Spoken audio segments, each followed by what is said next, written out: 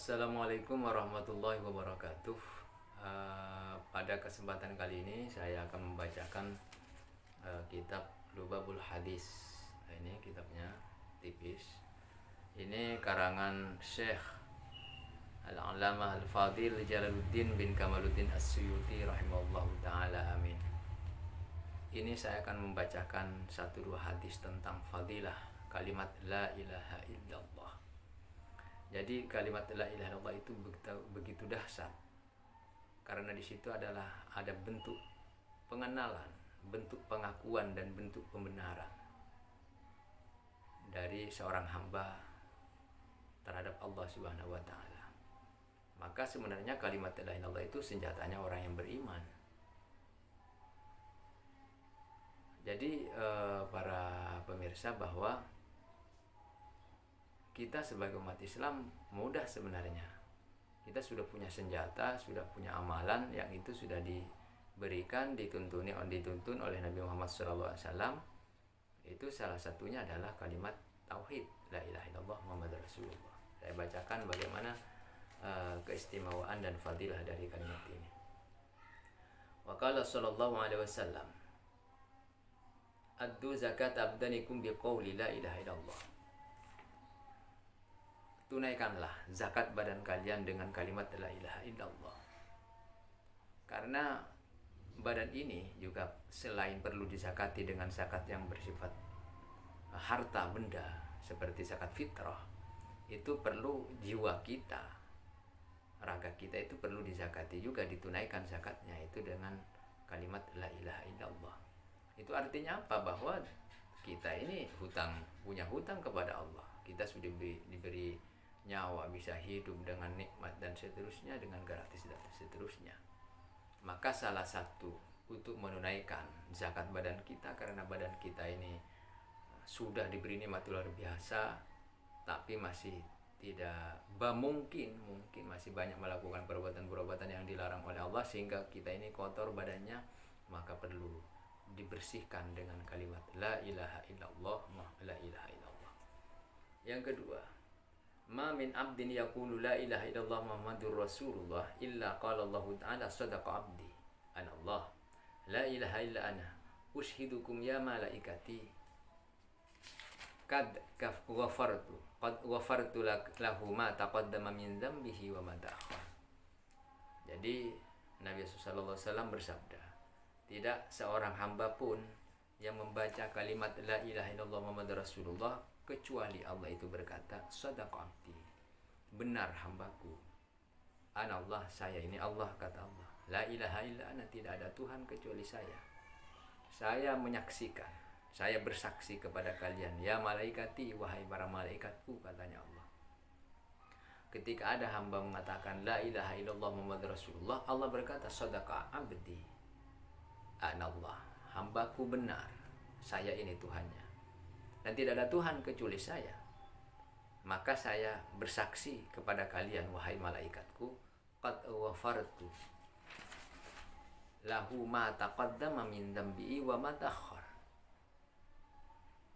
Kita membaca hadis ini merinding. Ketika kita benar membaca ini, apa katanya Allah? Sungguh aku telah mengampuni dosa-dosanya. Lahu ma taqaddama, dosa-dosa yang telah lalu, min dzambihi wa ma ta'akhkhar, dan dosa yang akan datang. Jadi sebenarnya bekalnya sederhana saja kalau kita bisa menghayati dengan benar, bahwa kalimat la ilaha illallah, kalimat tauhid ini, Muhammadur Rasulullah, itu adalah merupakan senjata luar biasa bagi kita yang beriman tentunya. Yang mana di situ kita tidak hanya mengucapkan dengan kata-kata, tetapi dengan penuh kesungguhan. Makanya dalam hadis yang lain di sini disebutkan kholisan mukhlisan. Jadi yang benar-benar mengatakan dengan keadaan ikhlas, tulus, dengan penuh kesungguhan, dengan tanpa ada paksaan, dengan penuh kesadaran, dengan penuh kesungguhan dan penuh ketundukan, dengan mengucapkan la ilaha illallah Muhammad Rasulullah, maka baginya itu adalah surga, itu dakhul jannah. Man qala la ilaha illallah khalisan mukhlisan dakhala al-jannah. Jadi barang siapa yang mengucapkan, membaca kalimat la ilaha illallah, mulai dari bibir, semua anggota tubuh kita sampai hati kita, jiwa kita, semuanya digerakkan, hanya ada pengakuan bahwa tidak ada Tuhan, tidak ada kekuatan, tidak ada yang bisa memberi, tidak ada yang maha dahsyat, yang maha besar kecuali hanya Allah Subhanahu wa taala. Jadi ini keistimewaannya. Tapi memang harus dibaca dengan sungguh-sungguh ya, bukan baca main-mainan. Benar dibaca dengan penuh ketundukan, dengan nama khudu wal inqiyad wal khudu wal khusyu, dibaca dalam keadaan khalisan mukhlisan, dengan penuh ketulusan, keikhlasan, dan penuh kesadaran, dan penuh kekhuduan, taat. Saya bacakan satu hadis lagi. Man qala la ilaha illallah Muhammadur Rasulullah marratan ghufira lahu dzunubuhu wa in kana mithla zabatil bahri. Barang siapa yang mengucapkan atau membaca kalimat la ilaha illallah Muhammadur Rasulullah marratan, satu kali, ghufira lahu dzunubuhu wa in kana mithla zabatil bahri, maka dosanya itu diampuni sekalipun seperti dosanya itu seperti buih di lautan. Ini salah satu keistimewaan kalimat la ilaha illallah, dan tentu banyak hadis-hadis lain yang mendukung. Mungkin saya bacakan sedikit ya.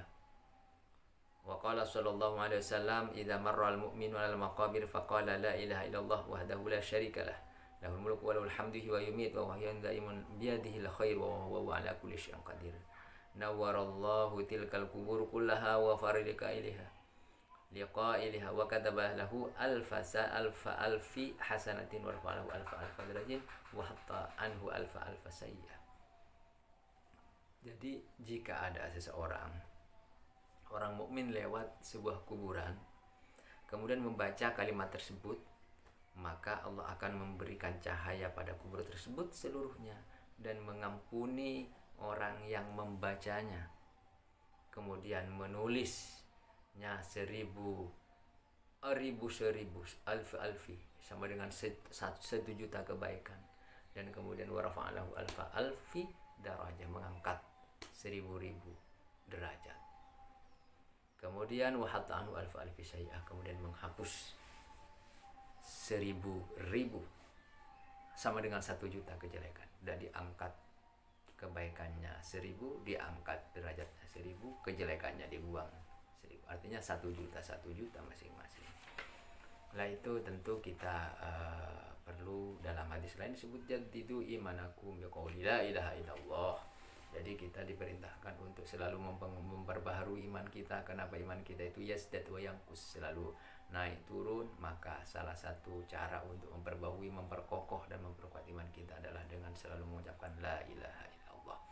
Karena la ilaha illallah ini adalah sebuah pusaka, sebuah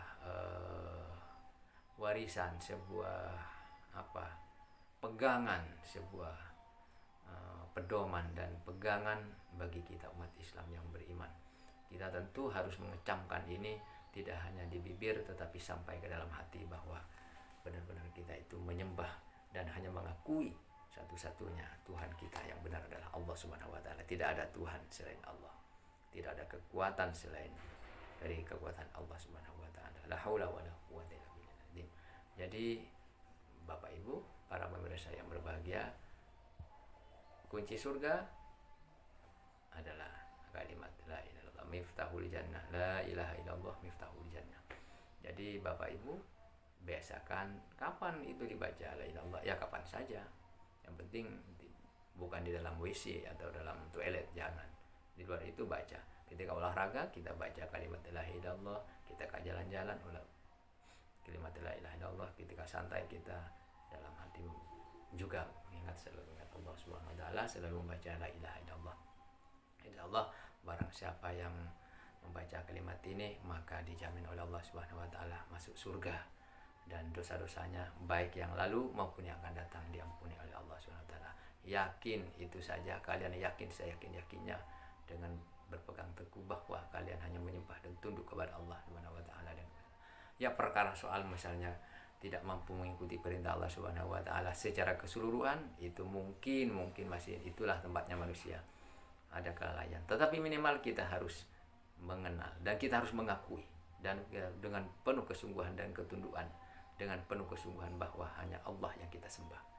Mudah-mudahan kita diberi kemampuan untuk berpegang teguh dengan kalimat Allah Subhanahu wa taala, kalimat tauhid, yaitu la ilaha illallah Muhammadur Rasulullah. Dan manfaatnya wabillahi taufiq hidayah. Wassalamualaikum warahmatullahi wabarakatuh.